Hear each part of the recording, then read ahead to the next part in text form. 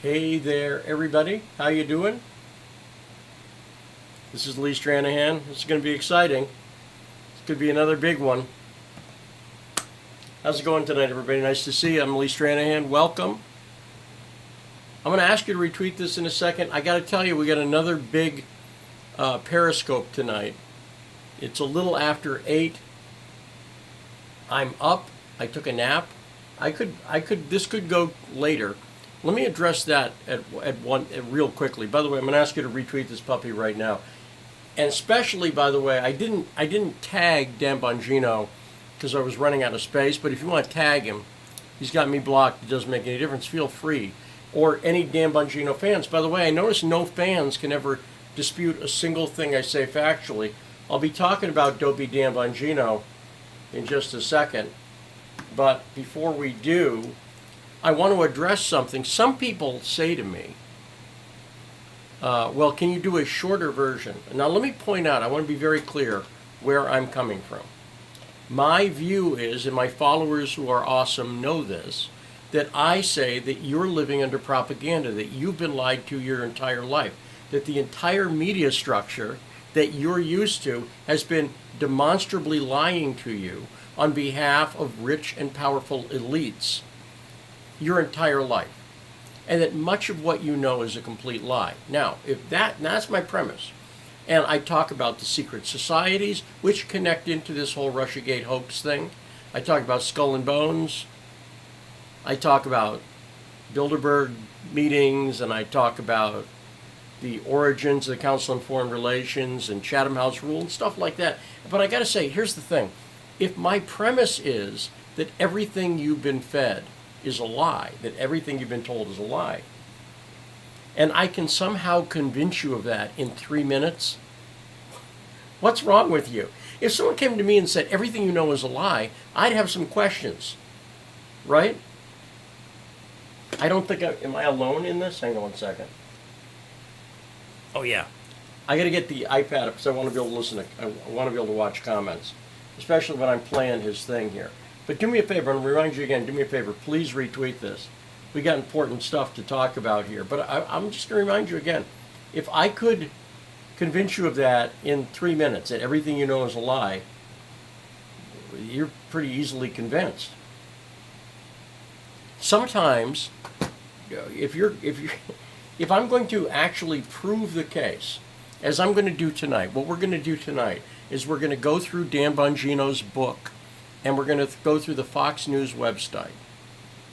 And I'm going to show you how Dan Bongino is provably lying to you, and how Fox News is provably lying to you.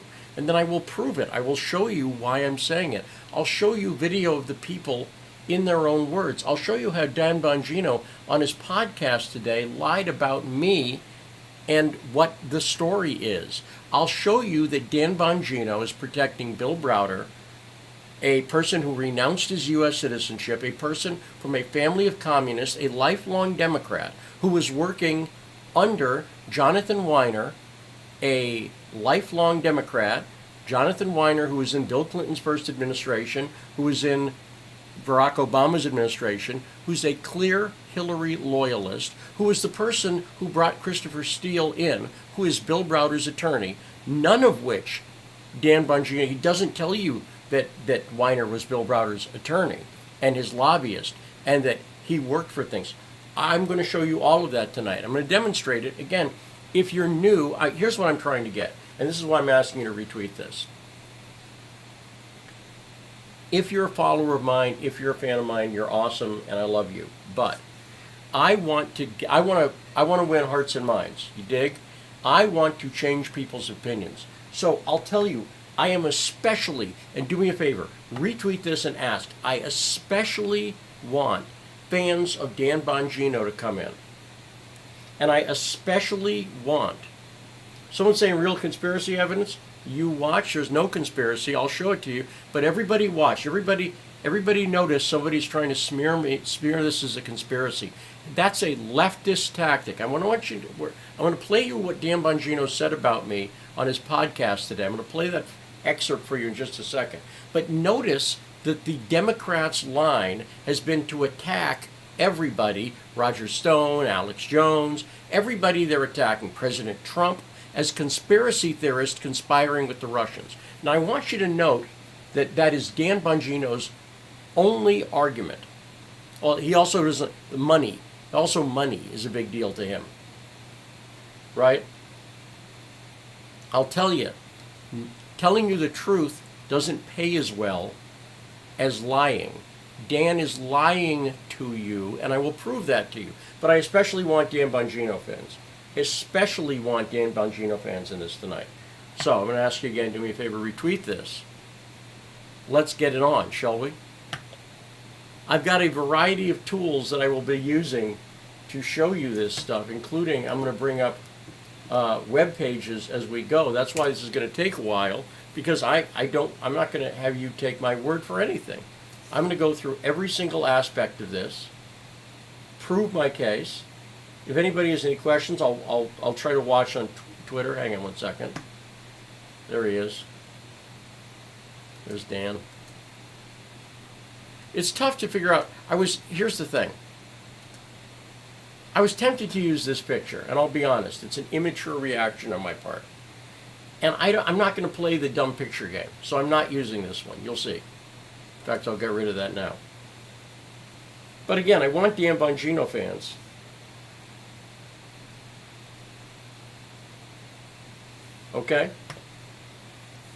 to come in. And if any of them have a factual case or anything, someone's saying it says I work for Russia. The quote that he's given is a quote that I gave. I work for Sputnik. When I got hired, I immediately called somebody, Rosie Gray at the Atlantic, and I said, let me be clear, I'm on the Russian payroll. And the reason I did that is because I don't think, do you actually think there's anything wrong with Russia? Do you? Like, what's wrong with being on the Russian payroll? If you're buying into that premise, you're buying into the premise that undercuts President Trump. I got to tell you, the whole premise is that any association with Russia is bad. But you've been lied to your entire life, and I'm going to show that to you. I'm going to show you, and I've done it in other Periscopes. We're going to go through, here's what we're going to do. We're going to go through Dan's book. We're going to go through the Fox News website. That's what we're going to do. We're going to go through the Fox News website. I'm going to show you what they've told you about Bill Browder, the Magnitsky Act, and these other issues, and then I'll show you that they're lying to you. And then you'll ask yourself why, and I will maybe tell you that too. But I know why, and we talk about it all the time. Anyway, so here we go. Here we go. So, let's start with the Dan Bongino clip. Let's play that first. So this is Dan Bongino on his radio show today, and I may play this more than once, but let's hear this. Dan Bongino talking about me, doesn't mention my name. He mentioned Hermitage Capital. Listen for that. That's Bill Browder, so we know exactly what he's talking about. Watch this. And can I mention one thing? Listen, I don't mention a lot of these third-rate conspiracy theory folks out there. A lot of people are going after me on Twitter. They're goons, and Joe knows who they are. Yeah. The reason is one of them specifically works for the Russians. I mean, you don't believe me, just read his own articles. He's working for the Russians in an effort, and I don't want to even mention his name because he's such a wacko that it's just insane, but he has a following of people who somehow believe this lunatic. But there's an effort out there, Joe, primarily being led by this guy who's being paid by the Russians, to make you believe that this isn't a Democrat conspiracy. This is all about this one guy and Hermitage Capital and all this. Listen, nobody in this is a saint, including the guy he talks about all the time. And I've actually had long conversations with other people about him.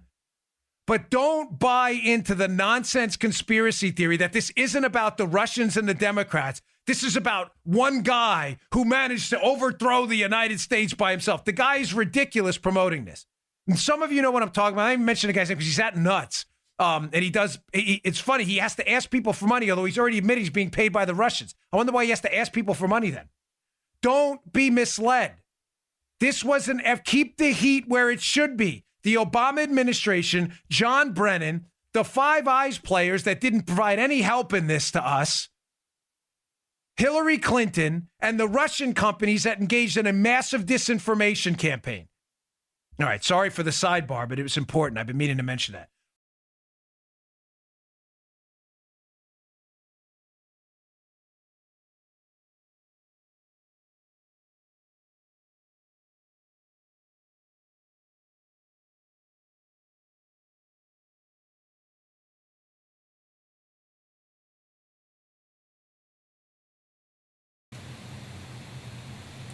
Okay. There we go. That's Dan Bongino talking about me today. And there's a few things I want to address there. First off, let's just talk about the general argument. He makes no factual case whatsoever. He talks multiple times that I work for Russia.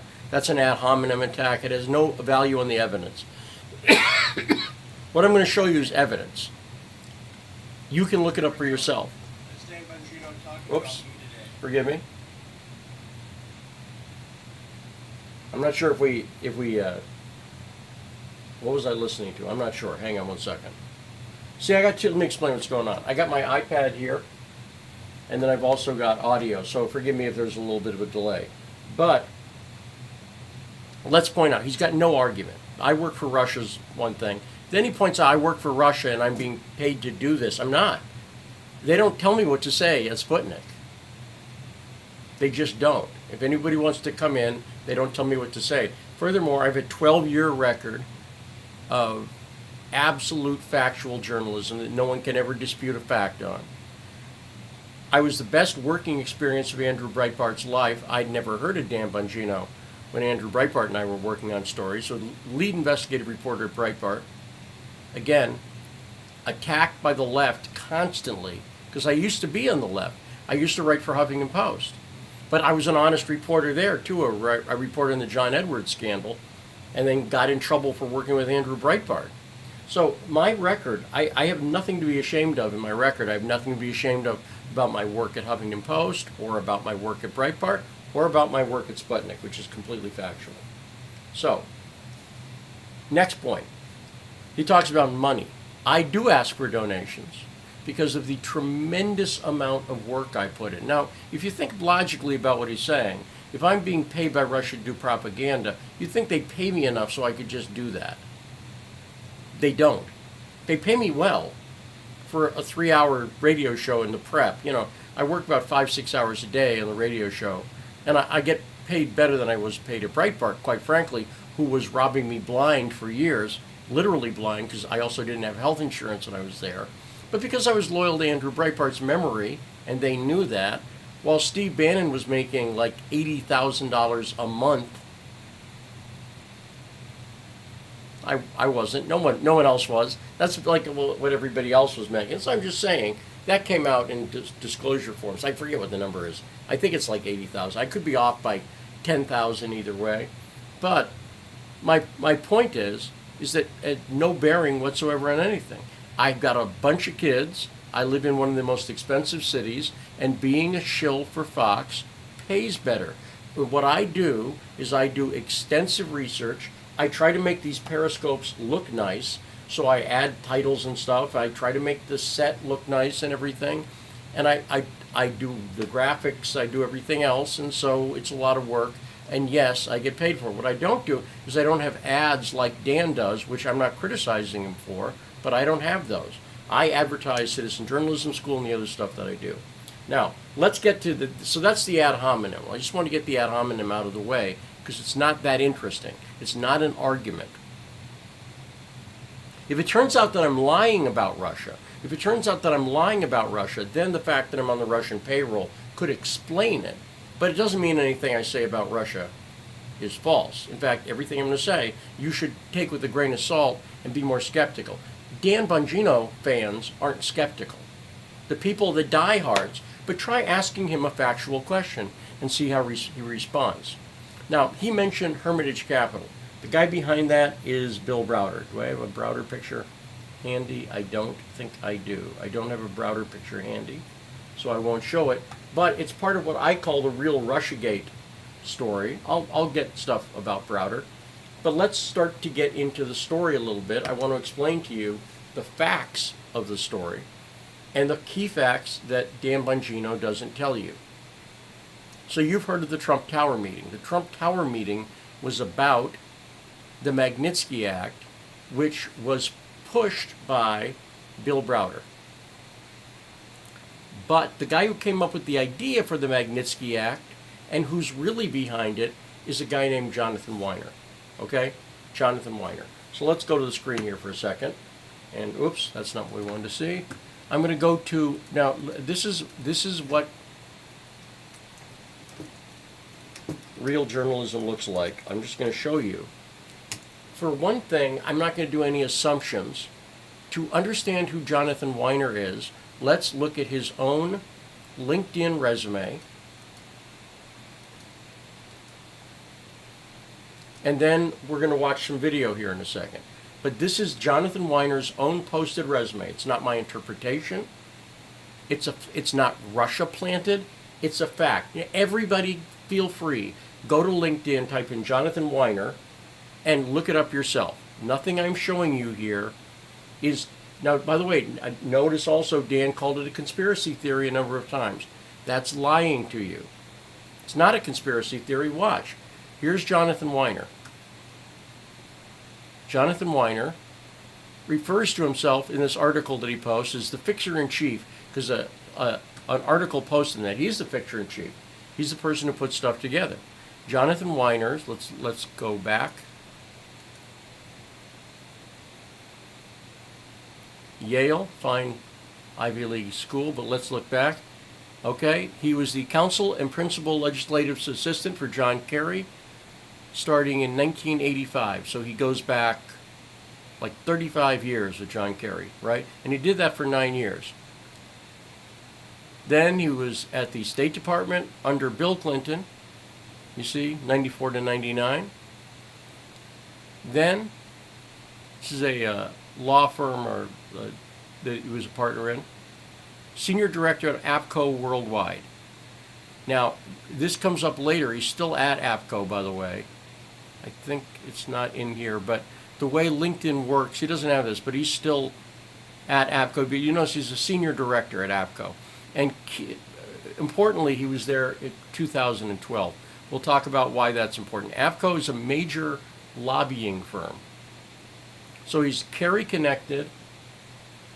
He's lobbying. We'll talk about who he's lobbying for, but Browder's one of the people he's lobbying for.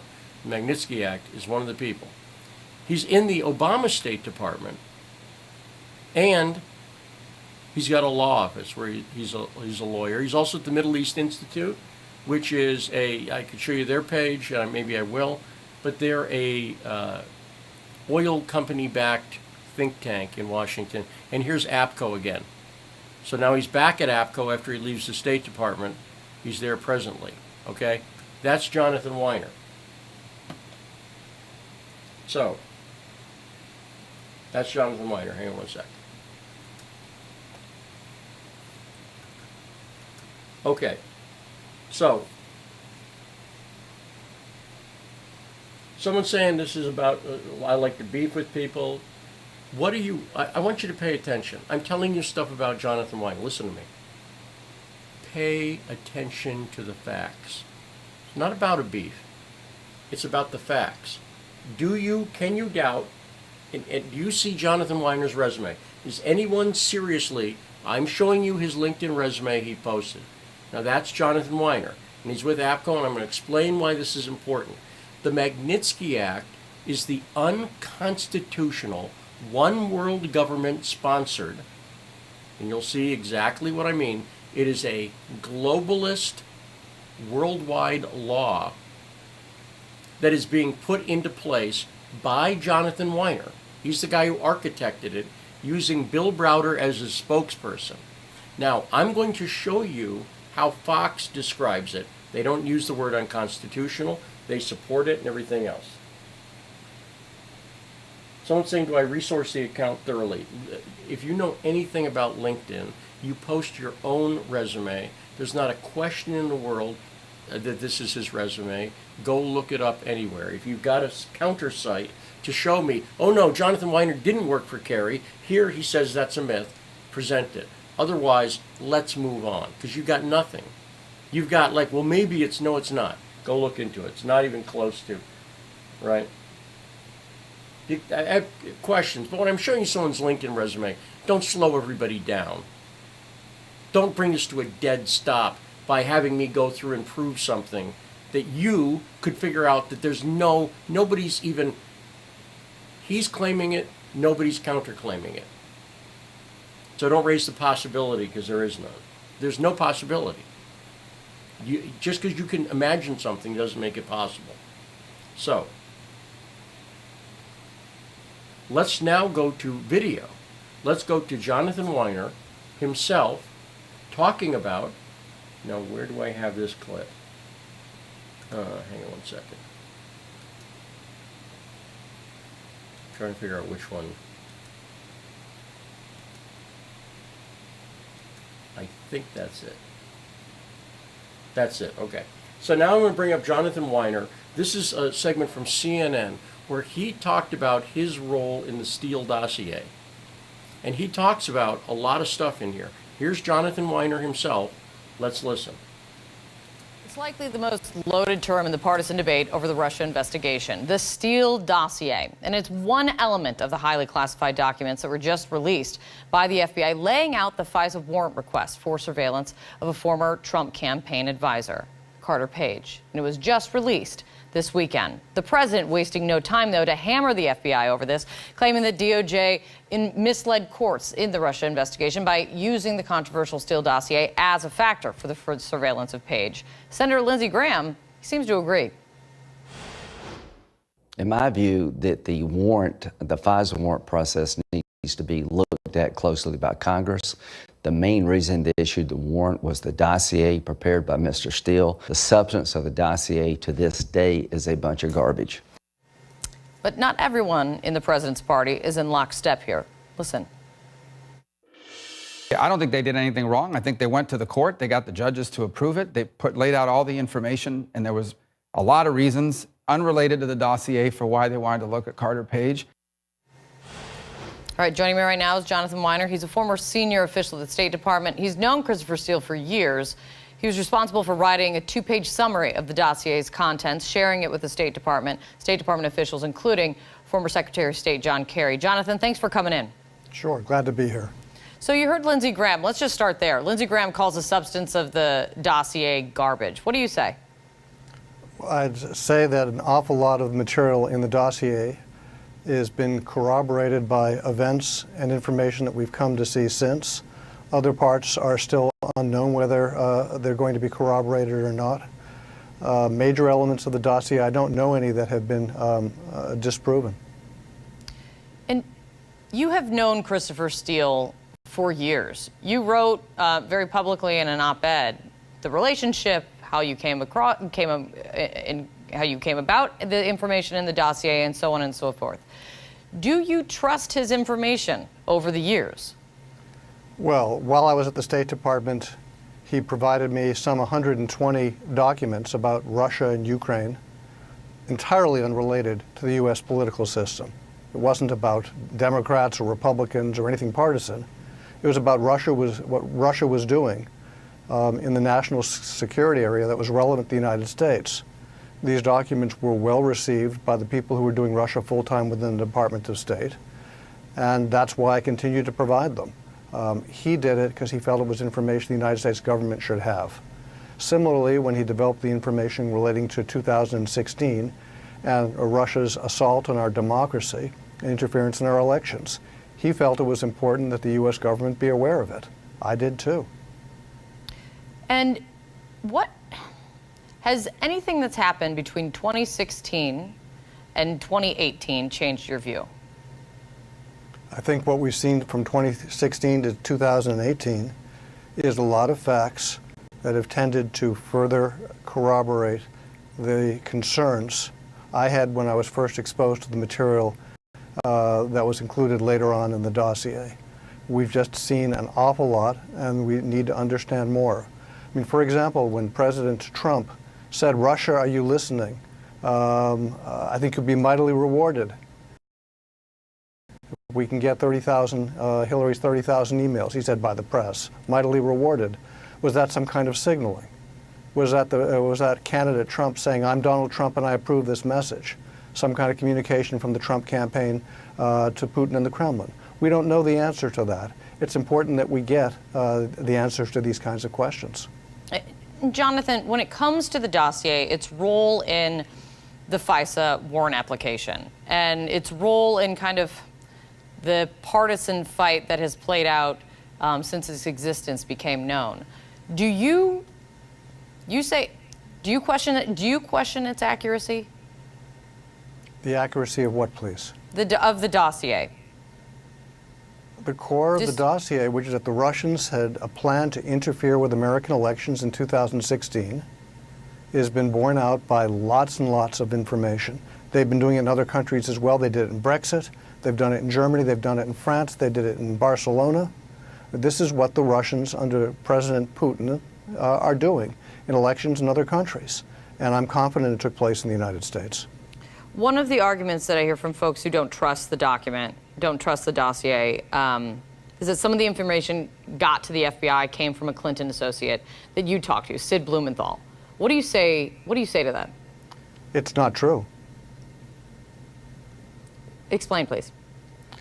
Christopher Steele wrote the elements of the dossier, independent of any information received from material that I sent him after having read the dossier. The materials that were in the dossier were created before I shared the information, except I think for one memo that came in November or December. Already had been written before he ever saw it. So the chronology is wrong. It's just a crazy idea.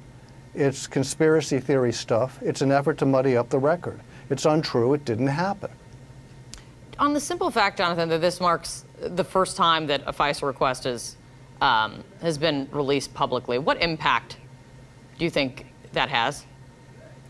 Well, it will further encourage U.S. law enforcement agencies to make sure they have, the Justice Department, to make sure that FISA applications are very strong, and that when judges decide to authorize listening in on an American because of concerns that he's a foreign spy, that the documentation is very robust.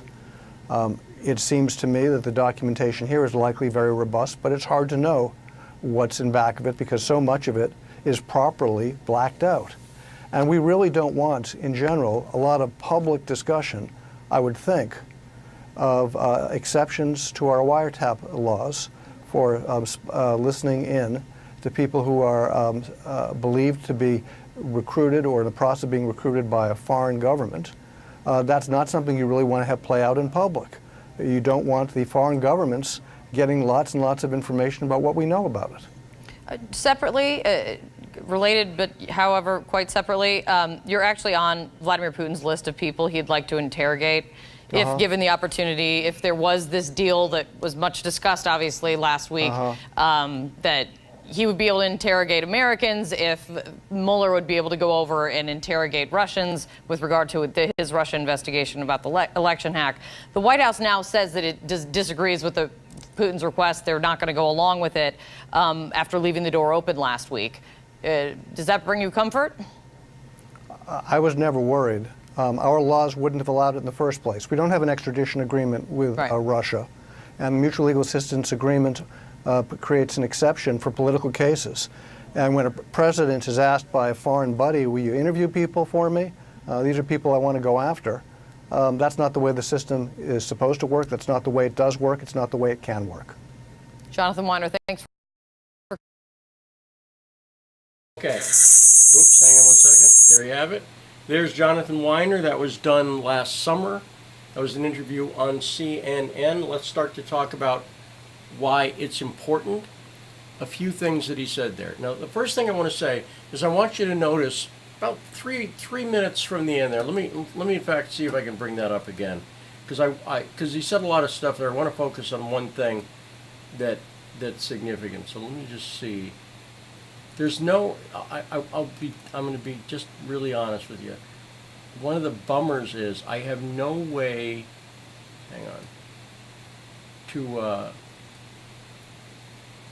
To just sort of like fast forward in video on here. So I gotta kind of guess. And I think it's about here. Let me try this. Let's see if this is it. And let's listen. time that a FISA request has been released publicly. What impact do you think that has? Well, it will further encourage. That wasn't it. That was not it. Hang on one second. So I gotta see what I'm doing is I gotta go into the screen here. Let's try this. Because this is really very, very significant. So you'll see this is worth your time. Let's try again. Some kind of signaling. Was that candidate Trump saying, "I'm Donald Trump and I approve this message"? Some kind of communication from the Trump campaign to Putin and the Kremlin. We don't know the answer to that. It's important that we get the answers to these kinds of questions.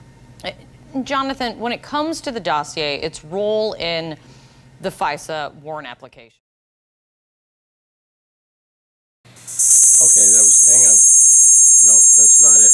It's the part where he's asked about, what I'm trying to get to it's the part where he's asked about information coming through Sid Blumenthal. And he makes the same argument that Dan makes against me. It's a conspiracy theory. He angrily responds. Let's try one more time. And see, I got to there's all kinds of boring technical stuff I'm doing. Let me try again. That we've come to see since. Other parts are still unknown whether they're going to be corroborated or not. Major elements of the dossier, I don't know any that have been disproven. And you have known Christopher Steele for years. You wrote very publicly in an op-ed the relationship, how you came about the information in the dossier, and so on and so forth. Do you trust his information over the years? Well, while I was at the State Department, he provided me some 120 documents about Russia and Ukraine, entirely unrelated to the U.S. political system. It wasn't about Democrats or Republicans or anything partisan. It was about what Russia was doing in the national security area that was relevant to the United States. These documents were well received by the people who were doing Russia full-time within the Department of State, and that's why I continue to provide them. He did it because he felt it was information the United States government should have. Similarly, when he developed the information relating to 2016 and Russia's assault on our democracy and interference in our elections, he felt it was important that the U.S. government be aware of it. I did too. And has anything that's happened between 2016 and 2018 changed your view? I think what we've seen from 2016 to 2018 is a lot of facts that have tended to further corroborate the concerns I had when I was first exposed to the material that was included later on in the dossier. We've just seen an awful lot, and we need to understand more. I mean, for example, when President Trump said, "Russia, are you listening? I think you'll be mightily rewarded if we can get Hillary's 30,000 emails," he said, by the press, mightily rewarded. Was that some kind of signaling? Was that candidate Trump saying, "I'm Donald Trump and I approve this message"? Some kind of communication from the Trump campaign to Putin and the Kremlin. We don't know the answer to that. It's important that we get the answers to these kinds of questions. Jonathan, when it comes to the dossier, its role in the FISA warrant application and its role in kind of the partisan fight that has played out since its existence became known, do you question its accuracy? Let me stop it there. That's not exactly the part that I was looking for, but let's talk about a few things there. First off, he's admitting his work with Christopher Steele. Jonathan Weiner is the central person in this. Now, you won't know that from Dan Bongino, who mentions Jonathan Weiner in his book, but never tells you that he's Bill Browder's lawyer. But more importantly than being Bill Browder's lawyer, he's the guy behind the Magnitsky Act. And what Dan and Fox are really protecting is the Magnitsky Act. And the Magnitsky Act, again, is an unconstitutional one-world government globalist law. That's what is put into place. It says that we can sanction people who haven't been put on trial, haven't been found guilty, haven't even been charged of anything. And by the way, if you doubt that, that's what happened. The Magnitsky Act, when it went into effect in 2012, supported by Ben Cardin and John McCain, and we'll talk about John McCain's connection to to this in a second. John McCain's lobbyist is Jonathan Weiner. It's one of the lobbyists. APCO is a company that works closely with McCain. These people are all funded by George Soros, Hillary Clinton's one of her top donors, the top donor in 2015, the top donor, millions. And of course, Soros also funds all of the other groups that are connected. Now, Bongino doesn't tell you that Bill Browder, his investigation was funded by USAID, USAID, and George Soros. But I'll show that to you in a second. I'll just show that to you. He doesn't tell you, nor does Fox tell you, about the Soros connections that are everywhere in this, including Ukraine, where George Soros has the International Renaissance Foundation. But I just showed you in Weiner's own words that he was the one who brought Christopher Steele in dealing with Ukraine. Ukraine is everywhere in this.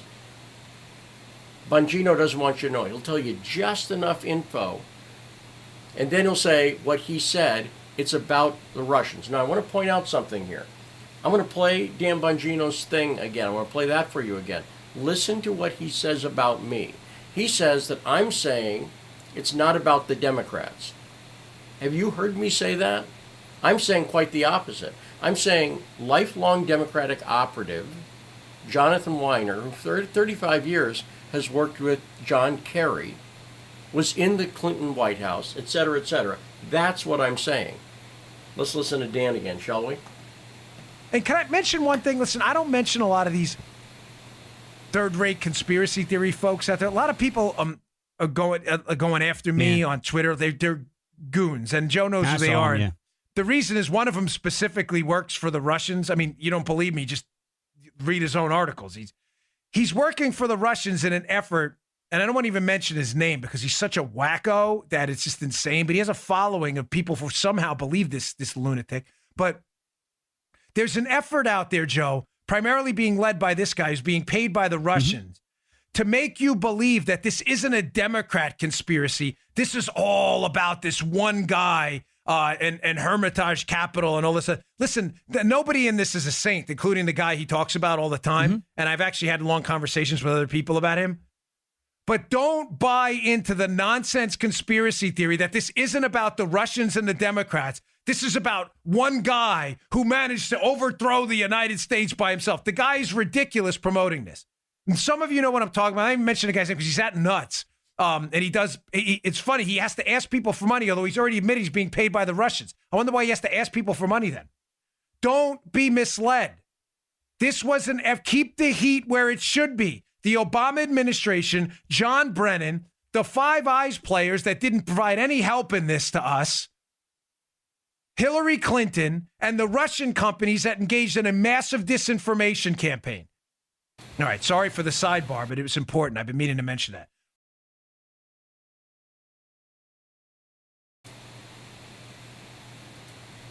There you go. There's Dan Bongino lying to you, lying to his audience, telling them that I'm saying it's not the Democrats. I'm saying, here's what I want to be very clear on this.